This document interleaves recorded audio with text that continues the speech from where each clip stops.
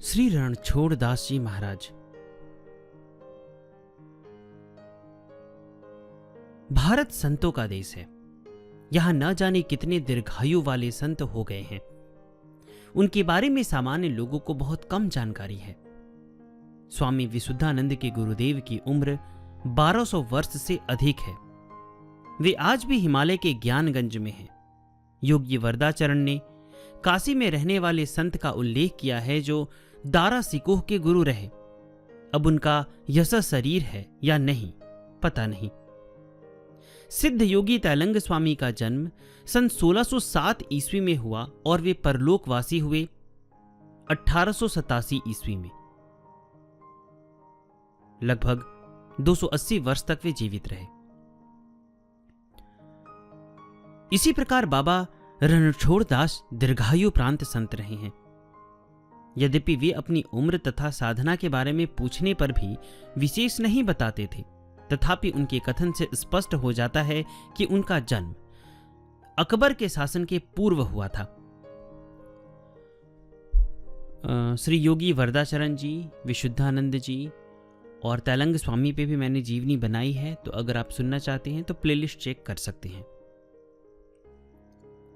अपनी संप्रदाय के बारे में आपका कहना है, हमारा श्री संप्रदाय है।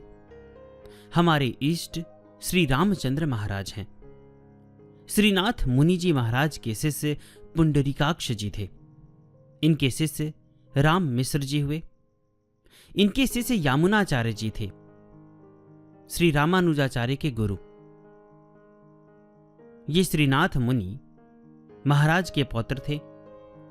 इनके शिष्य पूर्णाचार्य परांकुश जी हुए। इनके शिष्य रामानुजाचार्य थे। रामानुजाचार्य की 12वीं पीढ़ी में राघवानंदाचार्य जी हुए। इनके शिष्य रामानंदाचार्य हुए।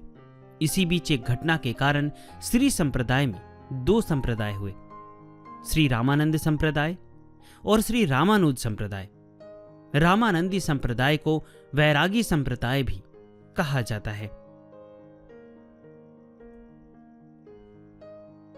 इनका सिद्धांत है, जाति पाति पूछे नहीं कोई, हरि को भजे सो हरि का होई। उन दिनों हिंदुओं में ऊंच नीच का भाव उग्र रूप में था। इस प्रथा को समाप्त करने के लिए रामानंदी संप्रदाय ने कमर कस ली थी। उन्हें यह देखकर दुख हुआ कि उच्च वर्ग की उपेक्षा के कारण निम्न वर्ग के लोग तेजी से मुसलमान बनते जा रहे हैं। अपने संप्रदाय में बिना भेदभाव के सभी लोगों को रामानंदी संप्रदाय ने स्थान दिया। रामानंद जी के 13 प्रमुख शिष्य थे। इनमें श्री अनंतानंद जी प्रधान थे।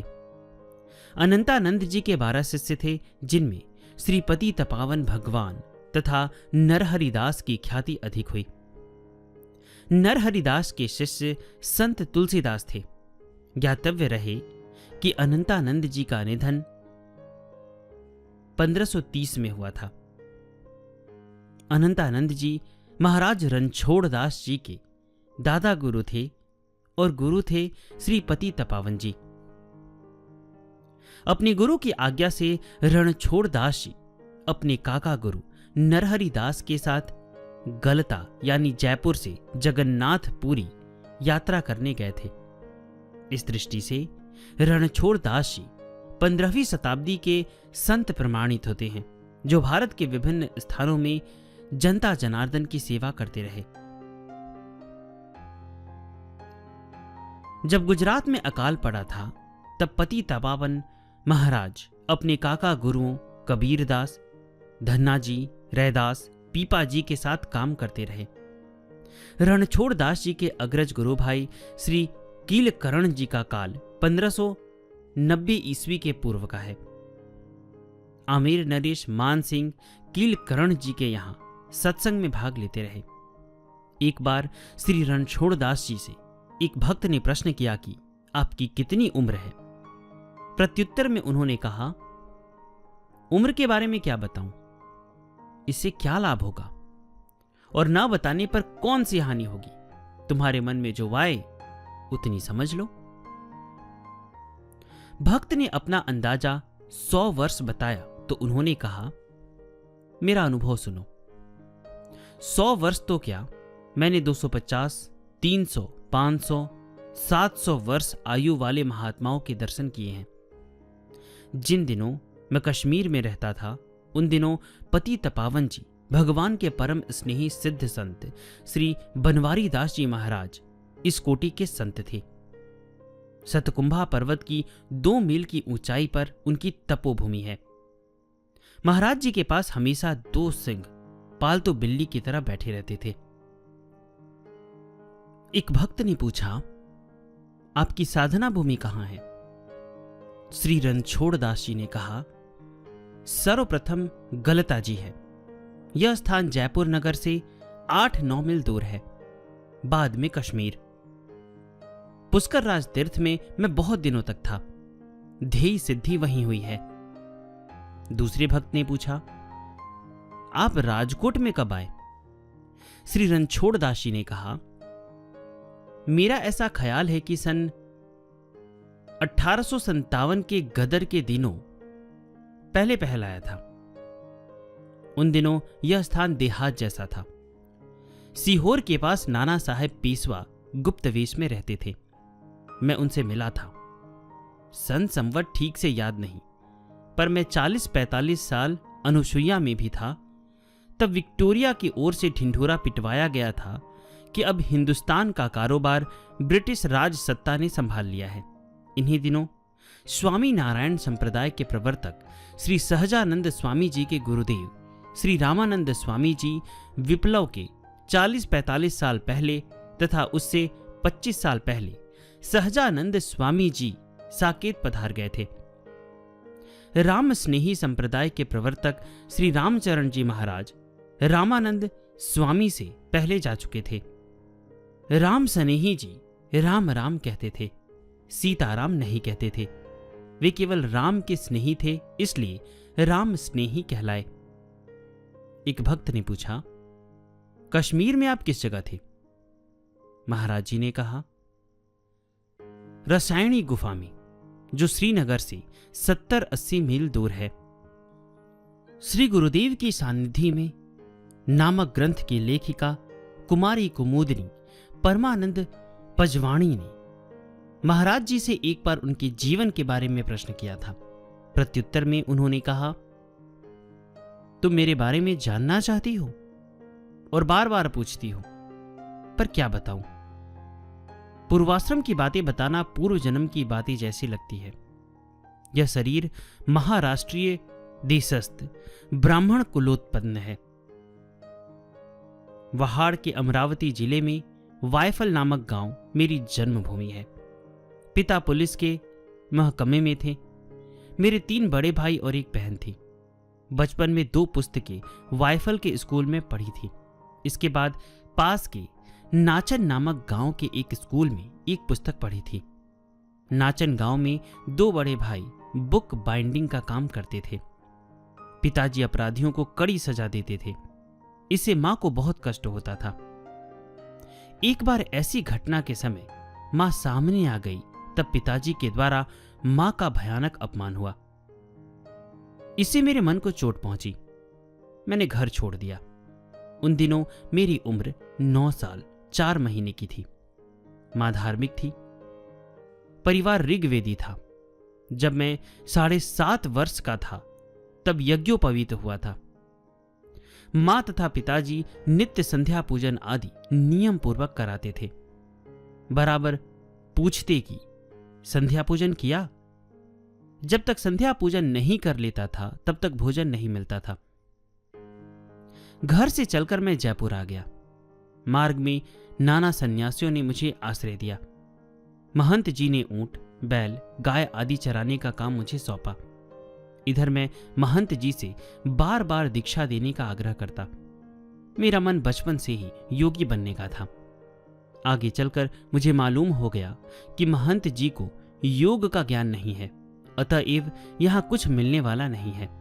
फलतः एक दिन इस जमात से भाग निकला, पर 2-3 नागा मुझे पकड़ लाए। अब मेरे ऊपर पहरेदारी होने लगी ताकि पुनः भाग ना पाऊं। ठीक इन्हीं दिनों श्री पतित पावन भगवान जी का दर्शन धौंसा ग्राम में हुआ। आपने मुझे देखते ही कहा, तुम गलत जगह फंस गए हो। यहां रहने पर जीवन का कल्याण नहीं होगा। अच्छा होगा कि घर वापस चले जाओ। अगर यहां से छुटकारा पाना चाहते हो तो मेरे पीछे पीछे चले आओ, बिल्कुल निर्भय होकर। नागा लोग तुम्हारा कुछ नहीं कर सकेंगे। एक बार यहां से छुटकारा पा जाओ तो ठीक होगा। इसके बाद तुम्हारी जो इच्छा हो करना, मेरे साथ चलना या घर वापस चले जाना। श्री पतित पावन जी की अभय वाणी सुनकर मैं उनके चरणों पर गिर पड़ा और रोने लगा। मैंने कहा कि मैं आपके साथ चलना चाहता हूं, आपकी शरण में रहना चाहता हूं। तब उन्होंने कहा, यह तो खुशी की बात है। मैं तुम्हारी प्रतीक्षा में था, अब तुम मेरे साथ चले आओ। इतना कहने के बाद वे मेरा हाथ पकड़कर चल पड़े। महंत जी तथा उनके नागा शिष्य देखते रह गए। कोई कुछ नहीं कर सका। आपके साथ गलता आश्रम में आ गया। आपके प्रथम दर्शन से ही मेरे मन में अपूर्व शीतलता उत्पन्न हो गई। मां के समान प्रेम तथा वात्सल्य प्राप्त हुआ। गलता में आपने मेरा पंच संस्कार किया, तिलक कंठी धारण कराई, साधन नियम बताए और बड़ी कृपा करके अपनी सेवा तथा सन्निधि में रख लिया। साधु संस्कार से मैं यजुर्वेदी हूं। कुमारी कुमुद ने उनके जीवन के बारे में लिखा है। श्री गुरुदेव 3.25 गज की सफेद पॉपलिन लुंगी पहनते हैं।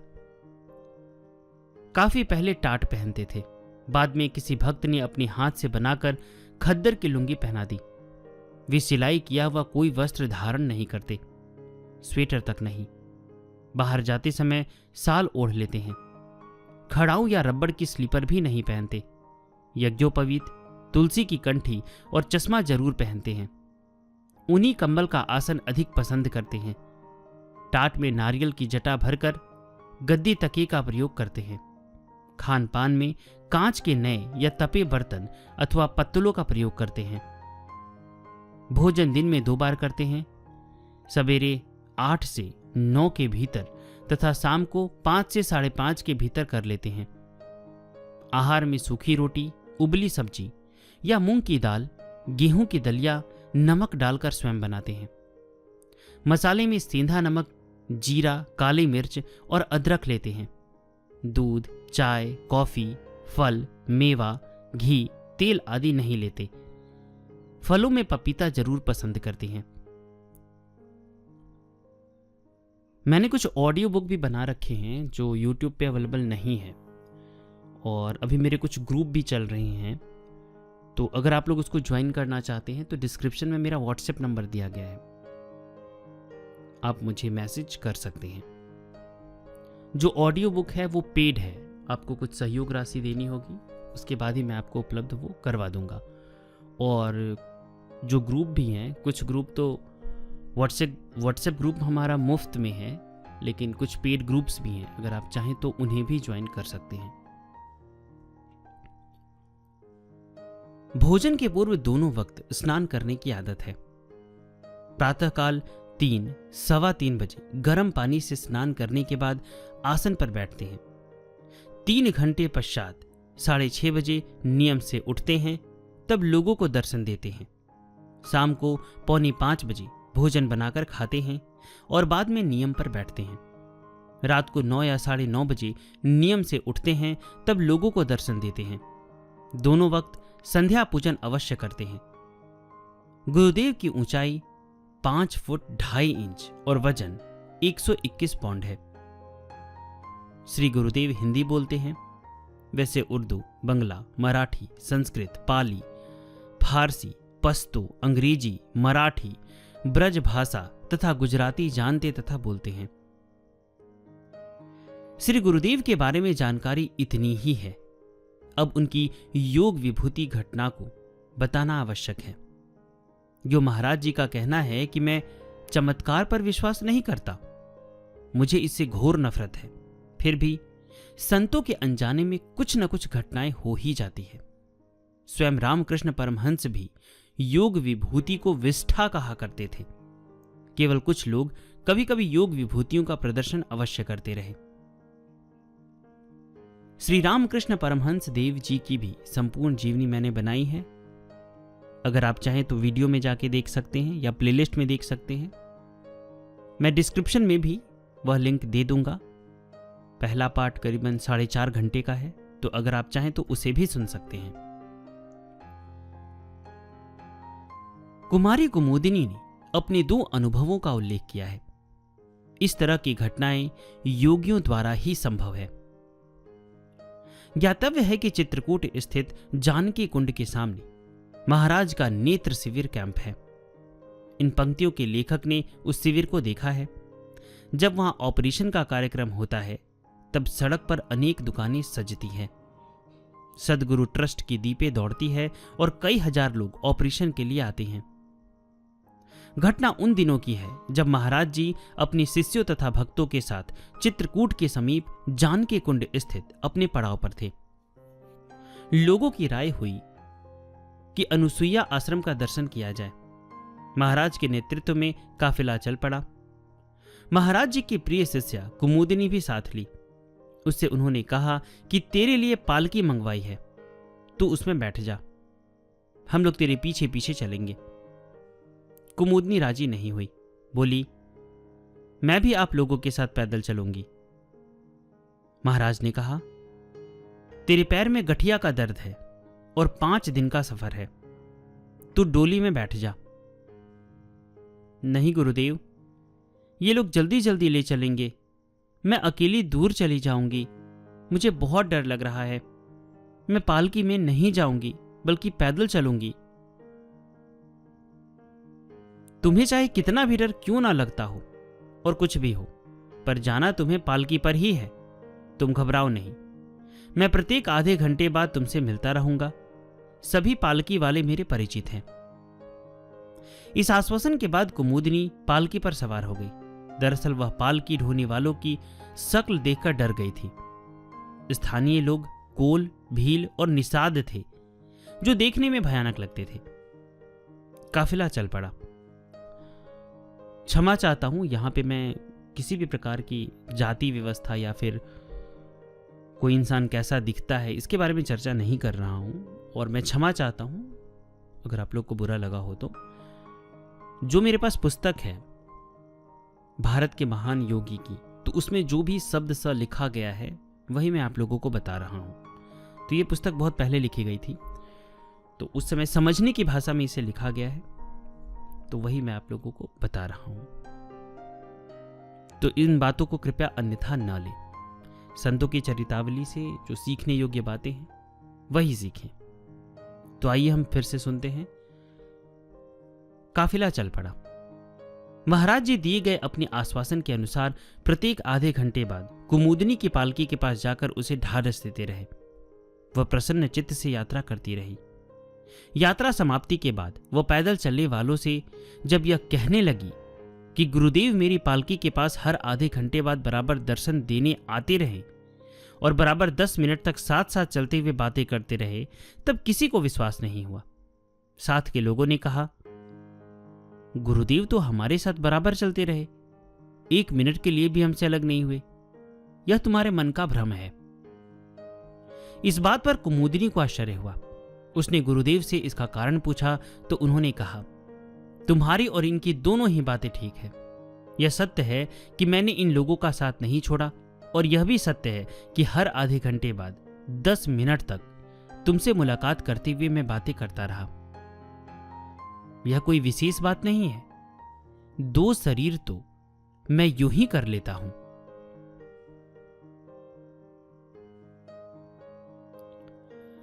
द्विशरीरी की घटनाएं अनेक योगी करते रहे हैं। इनका जिक्र आप लोगों ने पहले सुना ही होगा। यहां तक कि परलोकवासी होने के बाद भी उच्च कोटि के संत अपने शिष्यों की सहायता करने चले आते हैं। योगी कथामृत में द्विशरीरी संत के बारे में भी जिक्र आता है।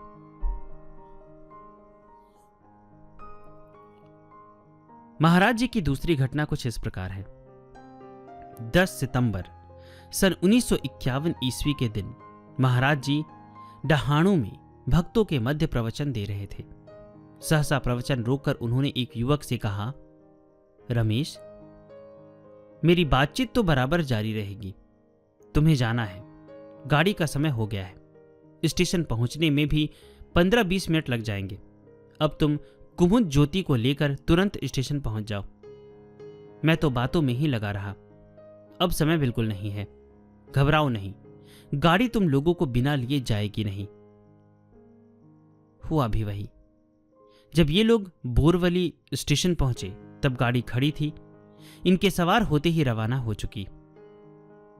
यात्रियों से इन्हें पता चला कि पता नहीं क्यों आज गाड़ी यहां आधा घंटा खड़ी रही, काफी लेट हो गई। इसी प्रकार की एक घटना साम भाई के साथ हुई थी। यह 20 मई सन 1943 ईस्वी की घटना है। राजकोट में प्रवचन देते हुए महाराज जी अचानक बोल उठे, साम जी घर जाओ। साम जी ने कहा, बापू घर पर कोई काम नहीं है, आपके सत्संग से जाने का मन नहीं कर रहा है। महाराज जी ने कहा, साम जी तुम घर चले जाओ, तुम्हारी मां तुम्हारे आने की प्रतीक्षा कर रही है, जल्दी घर जाओ। आखिर साम जी भाई को जाना पड़ा। महाराज जी को दंडवत करने के बाद वे घर की ओर रवाना हुए। चलते समय महाराज ने कहा, लो यह प्रसाद मां को दे देना और जय सियाराम कहना। घर आकर साम जी ने मां को प्रसाद दिया, उन्होंने ग्रहण किया। शेष प्रसाद साम जी को देते हुई मां बोली, इसे आसपास के बच्चों में बांट दो। हां, बापू ने मुझे याद किया था या नहीं? साम जी ने कहा, मां बापू ने याद करके मुझे यहां आपके पास भेजा है। उन्होंने चलते समय कहा कि यह प्रसाद मां को दे देना और मेरा जय सियाराम कहना। यह बात सुनकर मां ने कहा, जय सियाराम। इतना कहते ही तुरंत मां की आत्मा शरीर से बाहर निकल गई। साम जी भाई के लिए यह अद्भुत घटना थी। वे मां के शव के पास बैठकर रोने लगे। सन 1926 ईस्वी की एक और घटना है। उन दिनों महाराज जी माणिकवाड़ा गांव के बाहर भक्तों के बीच बैठे प्रवचन दे रहे थे। उस सभा में गांव के कई मूर्धन्य व्यक्तियों के अलावा महिलाएं तथा बच्चे भी थे। एकाएक भक्त लोग, जिनमें सभी किसान थे, घबरा उठे। पश्चिम दिशा से टिड्डियों का बहुत बड़ा दल आ रहा था। उनके पंखों की आवाज से हवा गूंजने लगी। टिड्डी को सौराष्ट्र की भाषा में खपेड़ी कहा जाता है। किसानों की घबराहट देखकर महाराज जी सारी स्थिति समझ गए। तुरंत एक किसान से कहा, तुम मैदान में जाकर कहो कि खपेड़ियों गांव के खेतों में मत बैठना। उस किसान पटेल ने सभा के बाहर आकर तेज स्वर में कहा, हमारे गुरु श्री रणछोड़ दास जी बापू कहते हैं कि आप लोग हमारे खेतों में नहीं बैठना, इतनी कृपा करना। इस आवाज को सुनते ही टिड्डियों का दल जैसे आया था वैसे ही उड़कर दूसरी ओर चला गया। गुरुदेव ने उस किसान पटेल का नाम रखा खपेड़ी पटेल। फलतः गांव के सभी लोग उसे इसी नाम से पुकारने लगे। एक बार की घटना है। भीखू महाराज नामक एक ज्योतिषी ब्रह्मानंद परम सुखदम केवलम ज्ञान मूर्तियम श्लोक पढ़ते हुए महाराज के निकट आए। सामने भक्त मंडली बैठी थी। ज्यों ही भीखू महाराज ने रणछोड़ दास जी को प्रणाम किया, त्यों ही वे बोल उठे, आइए ज्योतिषी महाराज। कुमुद, देखो भीखू महाराज आए हैं, अब ज्योतिष की बातें होंगी। भीखू महाराज ने विस्मय के साथ कहा, हे सिद्ध गुरुदेव, आपको मेरा परिचय किसी ने नहीं दिया और मैं आपके सामने पहली बार आ रहा हूं, फिर भी आपने मुझे पहचान लिया, नाम आदि जान लिया। आपके दर्शन से मुझे अपार प्रसन्नता हो रही है, साथ ही आश्चर्य भी।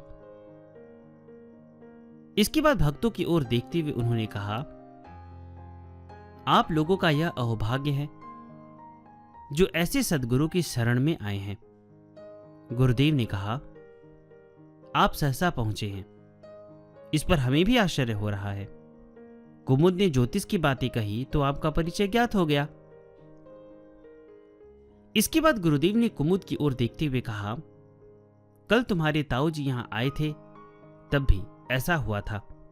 तुम्हारे ताऊ जी जब छोटे थे तब ट्रेन में अपने पिताजी के साथ जा रहे थे। जहां मैं बैठा था वहीं आकर दोनों बैठ गए। मुझे देखकर तुम्हारे दादाजी ने सोचा कि सामने कोई महात्मा बैठा है। पितामह ने प्रणाम करते हुए मुझसे पूछा, महाराज जी, आप ज्योतिष जानते हैं? कृपया मेरे इस पुत्र का भाग्य बताइए। मैं इसे वकील बनाना चाहता हूं। मेरे कुल 4 लड़के हैं, यह सबसे बड़ा है। इन दिनों इसकी उम्र 12 साल है। मैंने कहा, अब आप इसे स्कूल ना भेजें, अपने कारोबार में तुरंत लगा दे और व्यापारिक ज्ञान इसे दे। वे मायूस हो गए, बोले, ये पढ़ने में तेज है और मैं इसे वकील बनाना चाहता हूं। मैंने कहा, ऐसी गलती ना करे तो अच्छा होगा। व्यापारिक अनुभव इसके लिए जरूरी है। अभी समय है। यह भगवान की कृपा है कि आपने यह प्रश्न मुझसे पूछा। प्रश्न का उत्तर देना साधु का कर्तव्य है। उन्हें मेरी सलाह पसंद आ गई। उन्होंने कहा कि आपकी सलाह के अनुसार काम करूंगा। आपने मुझे सावधान करके मार्ग दिखाया, इसके लिए आभारी रहूंगा। तभी कुमुदिनी जी के पिताजी वहां आए। उनसे उनकी बेटी ने गुरुदेव वाली घटना सुनाने के बाद पूछा कि क्या यह बात सही है। पिताजी को सारी बातें मालूम नहीं थी। गुरुदेव के कहने पर उन्होंने कहा, इस घटना के बारे में मुझे कोई जानकारी नहीं है, पर बड़े भाई साहब की शिक्षा बीच में बंद कर उन्हें व्यापार में लगाया गया था। इस घटना के 3 साल के भीतर पिताजी की मृत्यु प्लेग की बीमारी में हो गई थी। बस इतना जानता हूं। 9 फरवरी 1953 की घटना है। गुरुदेव का दर्शन करने के लिए बीरावल से गोवर्धन भाई, सोमजी भाई आदि आए थे। इनका आग्रह था कि इनके पुत्र प्रवीण भाई के विवाह के अवसर पर गुरुदेव पधारे। गुरुदेव ने कहा, क्या मेरे स्थूल देह को ही हाजिरी मानोगे? मैं तो बराबर तुम्हारे साथ हूं। जाओ, आनंद के साथ लड़के का विवाह करो। 11 फरवरी को गुरुदेव से विदा लेते समय गोवर्धन भाई ने उनके एक चित्र पर हस्ताक्षर करने का उनसे अनुरोध किया। गुरुदेव ने चित्र पर हस्ताक्षर करते हुए कहा, लो, इसे अपने साथ बारात में ले जाना। 16 फरवरी की शाम को गुरुदेव भक्तों के बीच बैठे बातें कर रहे थे। अचानक वे खड़े हो गए और जल्दी से सीढ़ी उतरने लगे। मोटी मां ने पूछा, क्या आ गया है? गुरुदेव ने कहा, मोटी मां, मैं बाहर जाना चाहता हूं। कल तक वापस आ जाऊंगा। बहुत जल्दी है। इंदु भाई, जरा अपनी मोटर से तुरंत ले चलो। जिस तरह व्यस्तता के साथ गुरुदेव रवाना हुए, उस माहौल को देखते हुए लोग समझ गए कि किसी भक्त पर मुसीबत आई है। दूसरे दिन दोपहर को 12 बजे गुरुदेव वापस आए। मोटी मां ने पूछा, क्या बात रही? गुरुदेव ने कहा, भगवान ने अपना विरुद्ध कर दिखाया। प्रपन्नों की रक्षा करते हुए लाज रखते हैं। गोवर्धन भाई के पुत्र की जान बच गई। यह बात सुनकर सभी सन्न रह गए। इंदु भाई ने घटना का विवरण देते हुए कहा, चलाला होकर इंगरोला जाने के मार्ग में प्रवीण भाई जिस मोटर पर सवार होकर जा रहे थे, वह मोटर रास्ते में उलट गई। जब हम वहां पहुंचे तब देखा कि मोटर औंधी होकर एक ओर पड़ी है। सारा सामान बिखरा हुआ है। वहां से इंगरोला केवल 2 मील की दूरी पर था। यह समाचार इंगरोला पहुंचा दिया गया। समधी साहब उधर से पहुंचे और इधर से हम लोग हाजिर हो गए। दोनों ही एक साथ वहां पहुंचे थे। आश्चर्य की बात यह रही कि मोटर में बैठे प्रवीण भाई तथा अन्य यात्रियों को खरोंच तक नहीं आई थी। श्री गुरुदेव का वह फोटो जिसे गुरुदेव ने यह कहकर दिया था कि इसे अपने साथ ले जाना, दहेज के बक्स पर रखा था। मोटर उलट गई। संदूक उछलकर दूर गिरकर टूट भी गई। अंदर की सारी चीजें बिखर गई, पर बीच में टीन के एक पीपे पर गुरुदेव का फोटो सही सलामत था, जैसे गुरुदेव साक्षात विराजमान हो, मानो सामानों की देखरेख कर रहे हो। बाद में सभी लोगों को इंगरोला पहुंचाया गया। निश्चित समय पर विवाह संपन्न हुआ। इसके बाद तुरंत गुरुदेव ने आज्ञा दी कि अब हम लोग भावनगर चले। वहां मोटी मां चिंता कर रही है। कभी कभी योगी पुरुष जानबूझकर सामान्य व्यक्तियों की तरह अपने चरित्र का परिचय देते हैं। एक बार आप भ्रमण करते हुए अपने राजकोट वाले आश्रम में पहुंचे। रात अधिक हो गई थी। आश्रम के सभी व्यक्ति गहरी नींद में सो रहे थे। अचानक गुरुदेव यहां पधारेंगे इसकी सूचना किसी को नहीं थी। गुरुदेव ने सोचा, क्यों किसी को जगाकर कष्ट दिया जाए, चुपचाप आश्रम में जाकर कहीं सो जाऊंगा। बाहर का पहरेदार भी कर्तव्यच्युत होकर सो रहा था, पर उसके कान सजग थे। अचानक उसे लगा कि कोई व्यक्ति धीरे धीरे आश्रम की ओर जा रहा है। तुरंत जाग पड़ा। यह पहरेदार नया था, गुरुदेव को पहचानता नहीं था। तुरंत कड़क कर बोला, बाबा जी, जल्दी से बाहर निकल जाइए। अब गुरुदेव ने सोचा कि भीतर के लोगों को सूचना देकर जगाना उचित नहीं है। चुपचाप आश्रम के बाहर दूर एक वृक्ष के नीचे जाकर सो गए। इधर कुछ ही क्षण बाद भगवत प्रेरणा से पहरेदार की बुद्धि जागृत हुई। उसे संदेह हुआ कि कहीं यह बाबा आश्रम के रणछोड़दास महाराज जी तो नहीं थे। वह तुरंत आश्रम के भीतर जाकर गुरुदेव का चित्र देखने लगा। चित्र देखते उसे सांप सूंघ गया। हे भगवान, यह मैंने क्या कर दिया? इस आश्रम के महाराज को ही धता बना दिया। तुरंत उन्हें खोजता हुआ पेड़ के पास आया और उनके चरणों पर गिर पड़ा। अपनी भूल के लिए क्षमा मांगते हुए आश्रम आने की प्रार्थना करने लगा। सदाशय गुरुदेव प्रसन्न होकर उसके साथ आश्रम में चले आए। इस अपराध के लिए उन्होंने कुछ नहीं कहा। दूसरे दिन जब यह घटना आश्रम के भक्तों को मालूम हुई, तब वे बड़े दुखी हुए। गुरुदेव के आश्रम में गुरुदेव का अपमान। सभी उनसे इस अपराध के लिए क्षमा मांगने लगे। गुरुदेव ने कहा, कैसी क्षमा, कैसा अपराध और कैसा अपमान? पहरेदार ने अपना कर्तव्य निभाया। अगर वह मुझे नहीं पहचानता तो अपराध कैसे हुआ? इसमें मेरा अपमान कहां हुआ? साधु को मान अपमान से दूर रहना चाहिए। इसी प्रकार एक बार आपने अपने प्रवचन में कहा, मेरा सिद्धांत है कि प्राण रहते दूसरों का हित करना। वे ही राम सर्वभूत मात्र में स्थित हैं। वे सबके भीतर हैं, जिसको सर्वभूत जानते ही नहीं है, परंतु सर्वभूत मात्र इन्हीं के शरीर है। सर्व के अंदर वे ही शरीरी हैं। वे ईश्वर सबके स्वामी हैं और सर्वसमर्थ शरण हैं। भगवान ने कहा है कि मैं सर्व प्राणी मात्र में समान रूप में हूं। जो प्राणी मात्र में समान रूप से स्थित तथा देहादि के नाश होने पर भी अविनश्वर रूप से रहने वाले मुझे जानता है, वही ज्ञानी है। सर्वभूत मात्र को अपने में और अपनी को सर्वभूतों में एक आत्म रूप से समान भाव से देखता है, वही योगी है। ऐसी स्थिति में वह किससे द्वेष कर सकता है? किसका मुंह और किसका शोक कर सकता है? अपने ही उपास्य से वैर, क्रोध, अनीति, अन्याय आदि कौन कर सकता है? वही जो अपने को आस्तिक कहलाता है, पर भीतर से नास्तिक है। रणछोड़ दास जी ने अपने इस वचन का पालन एक घटना में किया था। घटना गुजरात के जूनागढ़ की है। नगर से बाहर आते ही सभी गाड़ियां रुक गई। यहां से सभी लोग अपने अपने गंतव्य स्थान की ओर चले जाएंगे। गुरुदेव की गाड़ी रुकते ही सभी भक्त पास आ गए। गुरुदेव एक वृक्ष के नीचे आसन लगाकर बैठ गए। थोड़ी देर बाद बोले, सभी लोग आ गए ना? अब सभी प्रसाद, फल, मिष्ठान यहां लाकर रख दो। आप लोग यह आशा मत करना कि इसमें से कुछ आपको दिया जाएगा। मैं सबसे पहले ड्राइवरों को दूंगा, इसके बाद शेष महाप्रसाद सभी को मिलेगा। अब आप लोग मेरी सहायता करें, सभी ड्राइवरों को यहां बुला लाइए। ड्राइवरों के आने पर सभी को हाथ में काफी प्रसाद दिया गया।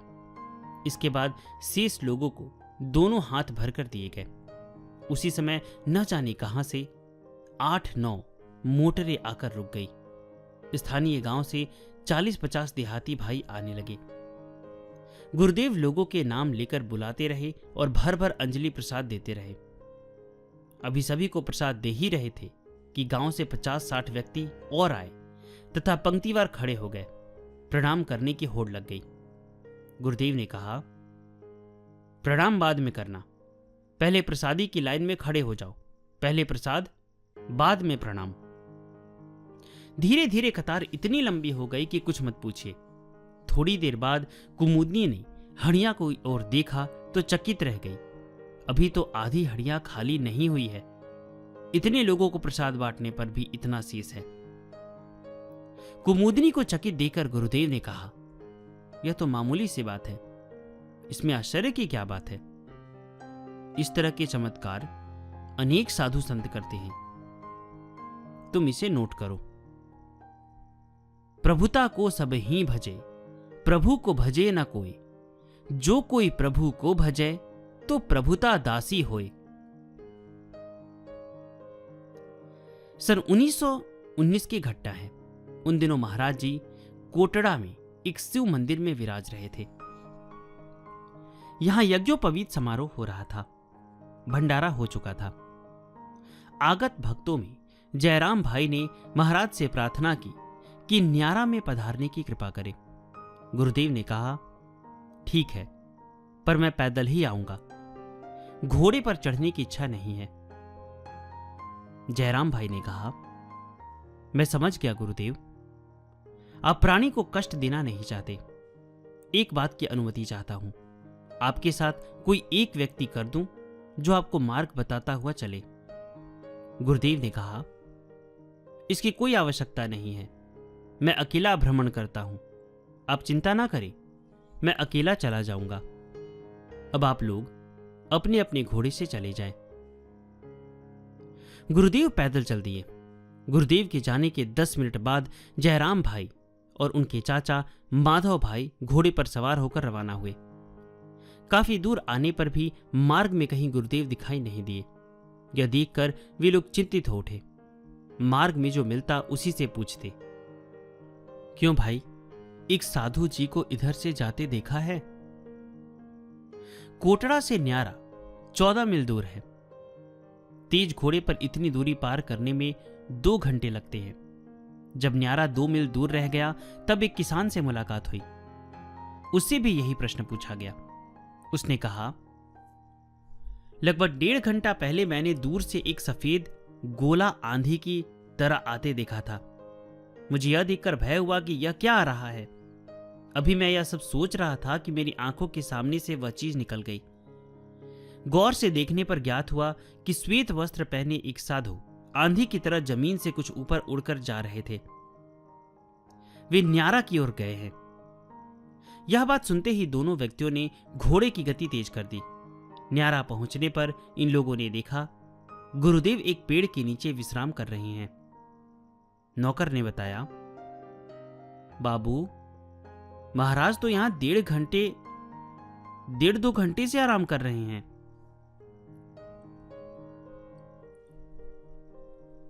महाराज जी अपने प्रवचनों में गीता, कबीर तथा तुलसीदास के पदों का उद्धरण देते थे। श्री सद्गुरु सेवा ट्रस्ट के नाम से बंबई, राजकोट, पुष्कर, गोंडल, चित्रकूट आदि जगहों पर आश्रम स्थापित किया गया है। महाराष्ट्र, मध्य प्रदेश, बिहार, उड़ीसा, गुजरात और राजस्थान आदि प्रदेशों में नेत्र ऑपरेशन होते हैं।